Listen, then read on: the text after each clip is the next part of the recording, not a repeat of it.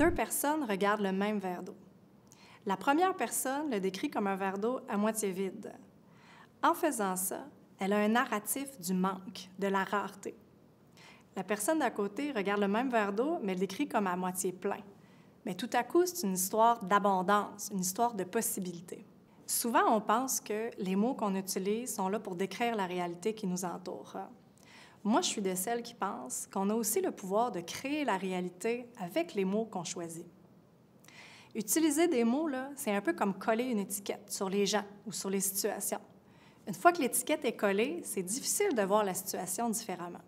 Faire attention pour choisir un vocabulaire qui est orienté sur les solutions, c'est choisir de s'ouvrir à des possibilités en résolution de conflits. Par exemple, quand en médiation, on parle d'un conflit de personnalité, moi, je dis en fait, c'est un défi de collaboration. Pourquoi? Parce que quand on décrit ça comme un conflit de personnalité, c'est comme si on annonçait d'avance qu'il n'y avait pas de solution. Parce que tu as quelque chose de plus permanent que notre personnalité. Si on utilise des mots qui nous font penser que la seule solution, c'est que les gens changent qui ils sont, bien, on se met devant un mur soi-même. Tandis que quand on décrit la même situation comme un défi de collaboration, ça nous ouvre à des possibilités nouvelles. Si vous me dites en médiation que l'autre est de mauvaise foi, je vais vous répondre « Je comprends. Vous n'avez pas encore eu assez de preuves de sa bonne volonté. » Si vous me dites plus tard « Ah là, on a frappé un mur », je vais vous dire « Bien, c'est bien, parce que souvent, c'est dans la crise qu'on réussit à être le plus créatif pour trouver des solutions. » Un peu plus tard, vous allez me dire que vous êtes tanné, que ça a assez duré. Je vais vous dire « OK, je comprends l'importance de prendre les bouchées doubles pour être sûr qu'on en finisse une fois pour toutes. » Ça s'appelle faire un recadrage. En situation de conflit, c'est normal, là, les gens vont avoir un vocabulaire qui est plus négatif. Pourquoi? Parce que les mots qu'on choisit, c'est le reflet de nos croyances.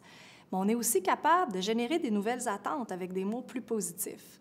Donc, comme médiateur, notre rôle, c'est aussi d'être capable de faire une transition entre la crise puis la résolution, d'utiliser des mots qui font des ponts au lieu de nous mettre dans des prisons.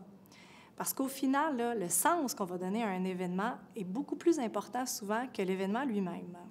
Les mots que vous choisissez sont importants tout au long de la médiation, là. Vous pouvez utiliser un vocabulaire positif dès le début. Il faut juste faire attention pour doser un peu, parce que si vous recadrez systématiquement, positivement tout ce que vous entendez, vous pourriez donner l'impression que vous manquez un peu d'empathie. On ne voudrait pas invalider non plus le vécu des gens.